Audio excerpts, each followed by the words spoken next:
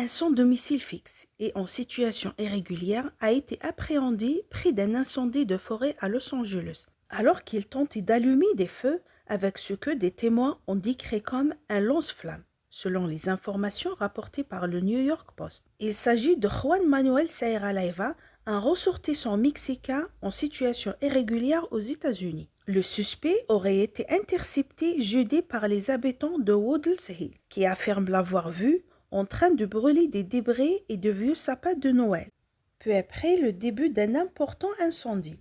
Les riverains, rapidement intervenus, ont réussi à le maîtriser et à l'attacher avant l'arrivée des forces de l'ordre. Selon les dossiers consultés par le quotidien new-yorkais, Juan Manuel Serraleva a un lourd passé criminel. Il a été reconnu coupable de plusieurs délits, dont une agression avec une arme mortelle en 2023, et a passé au total plus de 2 ans en prison dans le comté de Los Angeles. Le département de police de Los Angeles, l'APD, a précisé que le suspect est actuellement détenu une infraction criminelle. Toutefois, les enquêteurs n'ont pas encore réuni suffisamment de preuves pour porter des accusations d'incendie criminel. Nous continuerons d'enquêter sur la possibilité d'un acte de pyromanie, mais pour l'instant, il n'y a pas assez d'éléments pour l'inculper sur cette base, a déclaré le chef adjoint de l'APD, Dominique Choix, au New York Post.